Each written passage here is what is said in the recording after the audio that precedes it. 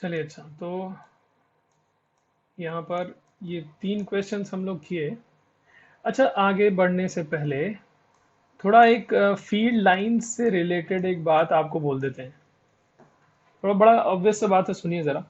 मान लीजिए कि यहाँ पर एक चार्ज है ना, क्यू चार्ज। तो ये रेडियली अवे अपने से दूर फील्ड बना रहा होगा। तो ऐसे फील्ड लाइंस बनाई जाती है ना, इससे रेडियली अवे पॉइंट चार्ज है इसलिए। तो एक बार बना लेते हैं कुछ ऐसा, ठीक है।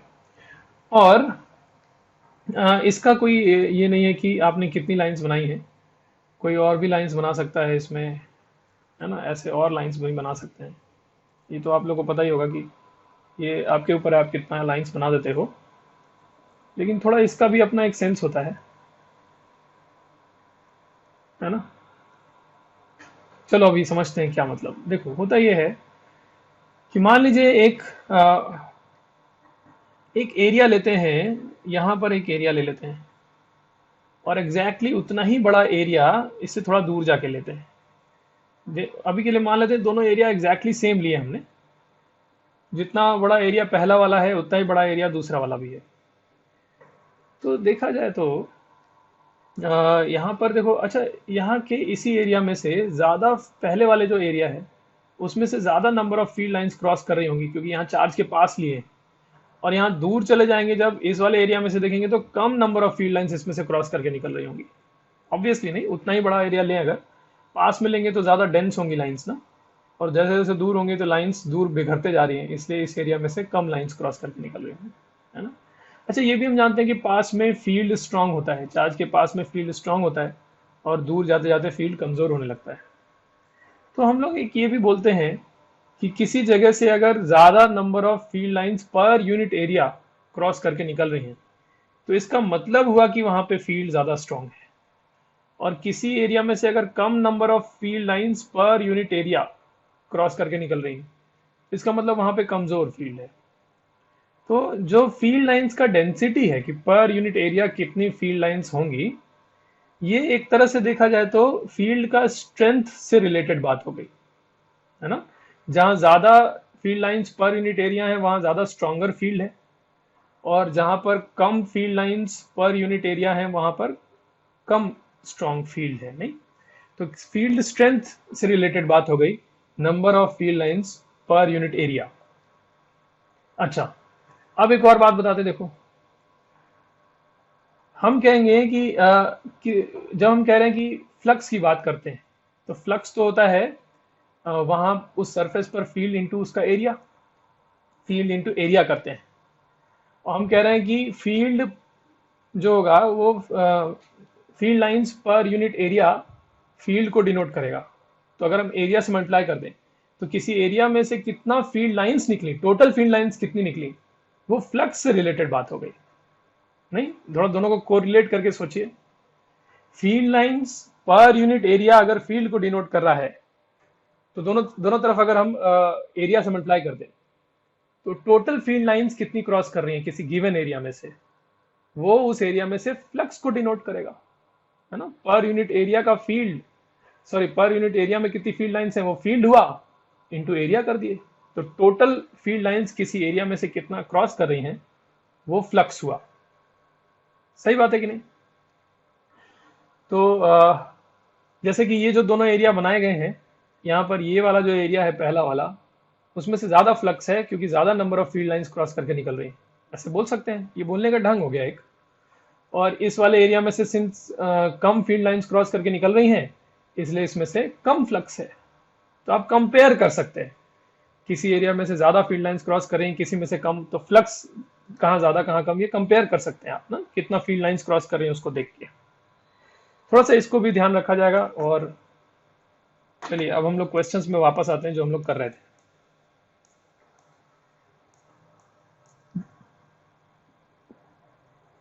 ये थर्ड क्वेश्चन हम लोगों ने अभी किया, यहाँ पे चार्ज जो है वो कॉर्नर पे रखा हुआ था। फोर्थ क्वेश्चन में लिखा है charge just outside the corner.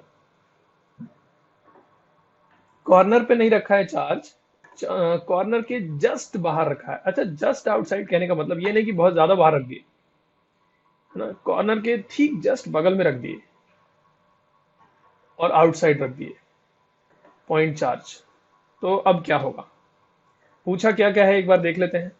पूछा है पूरे क्यूब में से फ्लक्स कितना होगा और फेसेस में से कितना कितना।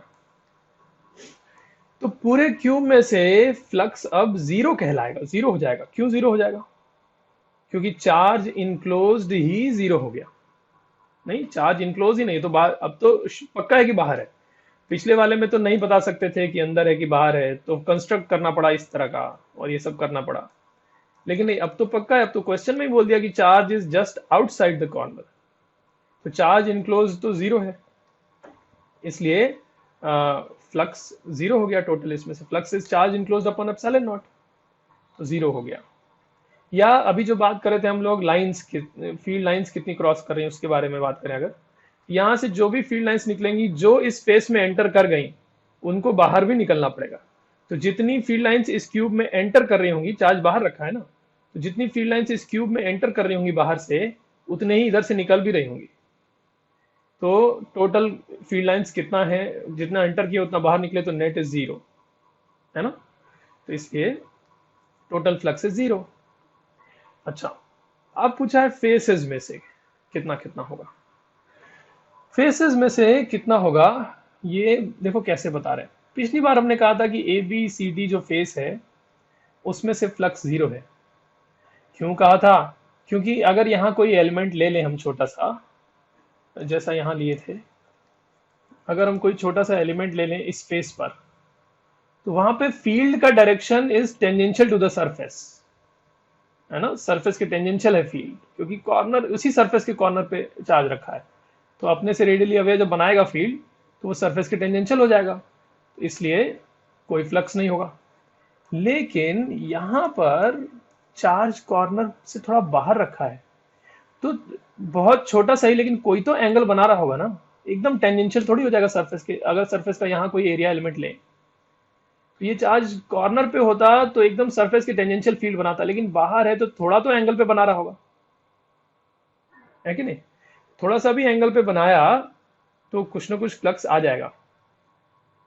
लेकिन अच्छा, ये भी बात है कि कहें कि सर एंगल अगर थोड़ा सा ही बनाता है तो अभी भी तो फील्ड का डायरेक्शन और सरफेस का जो नॉर्मल है उसमें ऑलमोस्ट 90 डिग्री कह सकते हैं। नहीं नहीं, ऐसा नहीं होता। ये है, थोड़ा भी एंगल बना दिया तो फ्लक्स अब आ जाएगा। क्यों? क्योंकि अगर पास के पॉइंट्स पर देखें तो पास के पॉइंट पे फील्ड होता भी तो स्ट्रांग है, फील्ड का मैग्नीट्यूड भी तो स्ट्रांग है। बात सही कि नहीं। और ये जो एंगल है ds वेक्टर, एरिया वेक्टर और ई वेक्टर के बीच का एंगल, भले वो 90 के क्लोज ही क्यों ना हो जाए, अगर एग्जैक्टली 90 नहीं है तो cos 90 इज जीरो। 90 के क्लोज का एंगल है तो cos of that angle will be close to zero. लेकिन तब भी सिंस फील्ड बहुत स्ट्रांग है ये चार्ज के बगल के पॉइंट्स पे, इसलिए द प्रोडक्ट जरूरी नहीं कि टेंडिंग टू जीरो हो।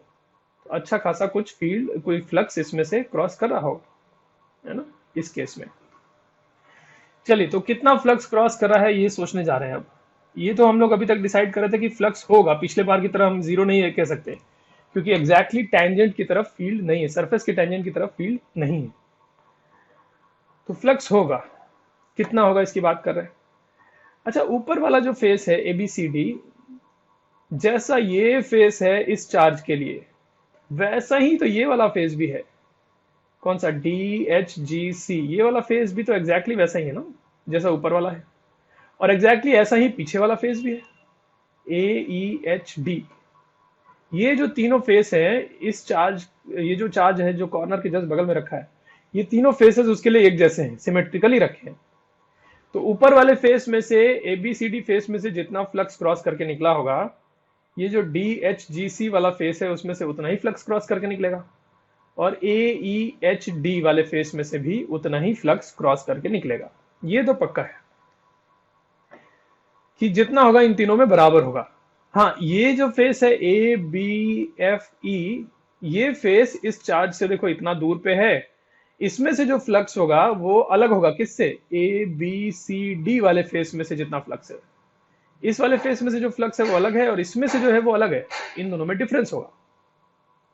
हाँ, कौन कौन बराबर होंगे ये हम लोग डिसाइड कर रहे थे। अच्छा, बराबर में देखा जाए तो ये वाला जो फेस है ए बी एफ ई, और जो नीचे वाला फेस है ई एफ जी एच, और ये जो फ्रंट वाला है बी एफ जी सी, ये तीनों फेसेस इस चार्ज के लिए एक जैसे हैं।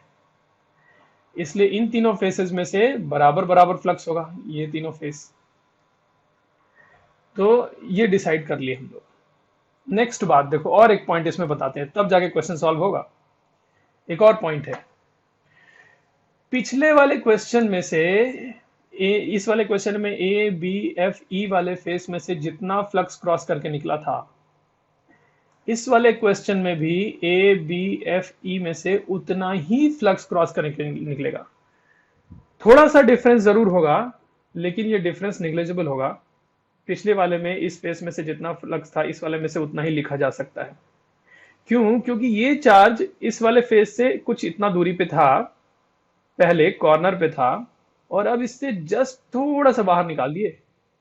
तो इस वाले फेस से इस चार्ज का जो दूरी है वो कोई खास बदला नहीं, इसलिए इसमें से जो फ्लक्स क्रॉस करेगा वो कोई खास नहीं बदलेगा, वो उतना ही होगा जितना पिछले वाले में था। तो ये बात को भी अगर सोचें तो इसमें से पिछले क्वेश्चन में कितना फ्लक्स निकला था वो हम निकाल चुके हैं, अभी भी उतना ही होगा। फ्रंट वाले में से भी उतना ही होगा, नीचे वाले में से भी उतना ही होगा। टोटल में से पता है, टोटल क्यूब में से कितना फ्लक्स है इस केस में हमको पता है, इन तीनों फेसेस में से भी पता है। तो जो बच गए तीनों फेस, जो इस चार्ज के बगल बगल में तीनों फेसेस है, उनमें से कितना होगा फ्लक्स, वो हम पता कर सकते हैं। बहुत सारी बातें इस क्वेश्चन में हम लोग डिस्कस कर लिए, है ना।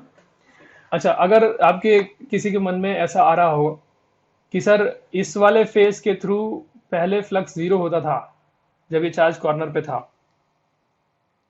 कॉर्नर से थोड़ा सा ही तो बाहर निकाले, तो अभी भी क्यों नहीं जीरो बोल दे रहे पहले जितना? क्योंकि ये कह रहे हैं ना कि थोड़ा सा ही निकालें, कोई खास फर्क नहीं पड़ेगा। नहीं, अब इस वाले फेस में से जो है फ्लक्स, उसमें बड़ा अच्छा खासा फर्क आ जाएगा पहले से डिफरेंस। क्यों? क्योंकि वही बात कि यहाँ से ये जो इस फेस के यहाँ पास वाले पॉइंट्स होंगे, कॉर्नर के पास वाले पॉइंट्स, वहां पे फील्ड बहुत स्ट्रांग है। तो अगर एंगल में थोड़ा भी अंतर कर दिए, पहले था कि कॉर्नर पे रखा था तो फील्ड टेंजेंशियल था, अब थोड़ा एंगल पे आ गया तो यहाँ से बड़ा डिफरेंस आ जाएगा फ्लक्स में। लेकिन ये वाला जो फेस है ये तो पहले से दूर रखा हुआ है इससे, यहाँ जो फील्ड है ऐसा नहीं कि इन्फानाइट है, यहाँ पर जो फील्ड है वो तो फाइनाइट है, कुछ है। अब इस चार्ज को थोड़ा सा अगर हटा भी दिए तो उस फाइनाइट फील्ड में कोई खास डिफरेंस नहीं आया, एंगल वगैरह में कोई खास डिफरेंस नहीं आया, इसलिए इसमें से जो फ्लक्स पहले हुआ करता था अभी भी उतना ही कह रहे हैं। ये सब बातें बहुत समझने की हैं, और अगर हो सकता है, बिल्कुल हो सकता है कि एक बार सुनने में ना समझ में आए, तो इसको 3-4 बार बैठ के सुनिएगा जो कहा जा रहा है। ये सब बात को मन में बिठाइए, और तब जाके ये चीजें सिंक इन होंगी, दिमाग में बैठेंगी, है ना। चलो अच्छा, अब हम आंसर लिखने जा रहे हैं। तो इस पूरे क्यूब में से तो आंसर हो गया 0। तो क्वेश्चन नंबर 4 का आंसर लिख रहे हैं, 4 का आंसर लिख रहे हैं, flux through the cube is 0, क्योंकि चार्ज बाहर रखा है। फ्लक्स थ्रू वो 3 फेसेस जो चार्ज के बगल बगल वाले हैं, नहीं पहले दूर वाले में लिख दे, उतना ही है जितना पहले ना। दूर वाला मतलब कौन सा? A B F E, flux through face A B F E is equal to flux through face, कौन सा फेस? ये वाला B C G F, B C G F is equal to flux through नीचे वाला face, कौन सा? ई F G H, ये वाला ई एफ जी एच, ये उतना ही होगा जितना पिछले क्वेश्चन में निकाले थे, 1/24 times Q by epsilon naught, है ना। अच्छा, अब बचे ये ऊपर वाले फेसेस, इनमें से भी बराबर बराबर है, और कितना होगा? ऐसा होगा कि पूरे क्यूब में से 0 हो जाए। पूरे क्यूब में से 0 निकाले थे ना हम लोग, तो कितना होगा? नीचे वाले में से जितना आया था उसी का उल्टा, मतलब नेगेटिव। अच्छा, नेगेटिव होना भी तो चाहिए ना। यहां से जो फील्ड लाइंस आएंगी इस फेस में एंटर करेंगी, अंदर की तरफ जाएंगी, और यहाँ इस फेस पर कोई एरिया एलिमेंट बनाएंगे तो बाहर की तरफ, तो ऑब्ट्यूस एंगल बनेगा ना फील्ड में और एरिया एलिमेंट में। तो ऑब्ट्यूस एंगल है तो dot product negative, cos of obtuse angle is negative ना, नेगेटिव आंसर आना भी चाहिए। ठीक है, तो हम देखो लिख रहे हैं ए बी सी डी वाला जो फेस है सबसे ऊपर, flux through A B C D is equal to flux through A D H E, A D H E is equal to ये वाला D C G H, D C G H is equal to, हम देखो क्या लिख रहे हैं, minus of 1/24 Q by epsilon naught, है ना, ताकि टोटल सबका मिला दे, अगर जोड़ दे तो 0 हो जाए। ये हो गया फोर्थ क्वेश्चन। अब देखो इसी के जैसा है पांचवा क्वेश्चन, इसमें कॉर्नर से जस्ट अंदर रख दिए, देखो लिखा है charge just inside the corner, charge को कॉर्नर से जस्ट अंदर रख दिए। तो अब क्या होगा, तो पूरे क्यूब में से कितना फ्लक्स है, अब देखो बदल गया आंसर, कितना हो गया, क्यू बाई एप्सिलॉन नॉट, क्योंकि ये चार्ज इनक्लोज हो गया, पूरे क्यूब के अंदर आ गया। तो अब तो पूरा कंप्लीट करने की ये वाले तरीके से की भी जरूरत नहीं ना, ऐसे जैसे कंप्लीट करने की जरूरत नहीं है, क्योंकि इसमें तो श्योर नहीं था कि अंदर है कि बाहर है, कॉर्नर पे था, अब तो श्योर हो गया ना, अंदर रख दिए, तो पूरे क्यूब में से तो क्यू बाई एप्सिलॉन नॉट हो गया। ये वाला जो फेस है ए बी ई एफ, इसमें से जो फ्लक्स पिछले क्वेश्चन में था, इस क्वेश्चन में उतना ही होगा, क्योंकि ये चार्ज को यहां से यहां ले आए, जस्ट थोड़ा सा बगल में रख दिए, तो इस वाले फेस से इस चार्ज का दूरी में कोई खास अंतर नहीं आया, तो फील्ड में कोई खास अंतर नहीं आया, एंगल में कोई खास अंतर नहीं आया, तो फ्लक्स में कोई खास अंतर नहीं आएगा। तो ए बी एफ ई इस वाले फेस में से जितना था पहले उतना ही होगा, बी सी जी एफ में से भी उतना ही होगा, और नीचे जो ई एफ जी एच वाला फेस है उसमें से उतना ही होगा, क्योंकि सिमेट्री से जैसा ये वैसा नीचे वाला, इस चार्ज के लिए तीनों एक जैसे हैं। अच्छा देखो ऊपर वाला जो फेस है उसमें से जो फ्लक्स होगा, अब थोड़ा अंतर आ जाएगा, बदल जाएगा। क्या बदल जाएगा,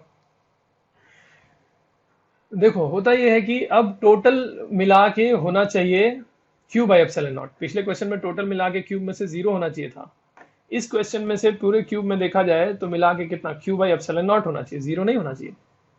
तो ये बाकी के ये जो दूर वाले फेसेस हैं उनमें से जितना है वो हम लोग निकाल चुके हैं, अब पास वाले फेसेस में से कितना होगा ये पता करना है। पास वाले जो तीनों फेसेस है उनमें से बराबर बराबर तो होगा ही, सिमेट्री से कह सकते हैं, ए बी सी डी में से जितना होगा डी सी जी एच में से उतना ही होगा, और ए डी एच ई में से उतना ही होगा, बराबर तो होगा ही, और सबका मिला के क्यू बाई एप्सिलॉन नॉट होना चाहिए, इसमें से इसके लिए एक में से कितना ये पता चल जाएगा, है ना। चलिए अच्छा देखते हैं, पहले ए बी ई एफ वाले जो दूर वाले फेसेस हैं उनमें से लिख दें, अच्छा पहले पूरा क्यूब में से लिखते हैं ना, पहले पूरे क्यूब में से लिख देते हैं। क्वेश्चन नंबर 5 का आंसर लिखने जा रहे हैं, पूरे क्यूब में से जो फ्लक्स होगा that is q by epsilon naught. अब flux through A B F E, ये हो गया ए बी एफ ई वाला, फिर बी सी जी एच वाला, अच्छा ऊपर में से देख के लिख लें, ये वाला लाइन, ये वाला जो लाइन है, ये वाला लाइन यही देख के लिख दे रहे हैं, वही लिखने जा रहे हैं ना। फ्लक्स थ्रू क्या हो गया, B C G F is equal to flux through E F G H, और ये उतना ही होगा जितना पहले लाए थे, 1/24 क्यू बाई एप्सिलॉन नॉट, ये हो गया।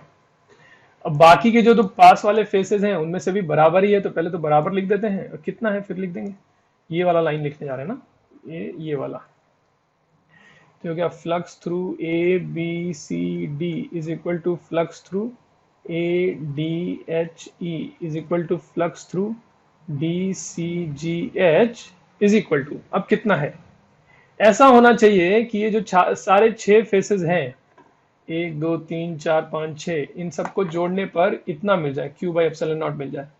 अच्छा ये तीनों को जोड़ने पर कितना आने वाला है, इसका 3 टाइम्स, कितना, 1/8 क्यू बाई एप्सिलॉन नॉट, इन तीनों को जोड़ के भी उतना ही होना चाहिए, नहीं इन तीनों को जोड़ के नहीं, इन तीनों को जोड़ के ऐसा होना चाहिए कि टोटल कितना हो जाए, इतना हो जाए, है ना, ऐसा करें माइनस कर दें, देखो क्यू बाई एप्सिलॉन नॉट में से माइनस कर दिए इन तीनों का समेशन, मतलब कितना, 1/8 क्यू बाई एप्सिलॉन नॉट को माइनस कर दिए, और ये तो आएगा इन तीनों का मिला के, तो एक में से कितना, तो 1/3 है कि नहीं? सोचो सोचो सोचो, दिमाग लगाओ, ऐसा है कि नहीं? इसको लिख देते हैं, this is equal to 1/3 Q by epsilon not into कितना, 7/8, मतलब कि 7/24 क्यू बाई एप्सिलॉन नॉट, ये आंसर आने वाला है। एक बार उल्टा भी जोड़ के देख लो, सारा जोड़ के क्यू बाई एप्सिलॉन नॉट आ रहा है कि नहीं? ये 3 है, तो इसका 3 टाइम्स किया जाए, तीनों मिला के 7/8 times Q by epsilon not, फिर इन तीनों का भी ये है, इसका 3 times is 1/8 Q by epsilon not, और 7/8 Q by epsilon not plus 1/8 Q by epsilon not is q by epsilon not, total के बराबर, इसके बराबर। ठीक है, फिर चलिए ये हो गए 5 क्वेश्चंस।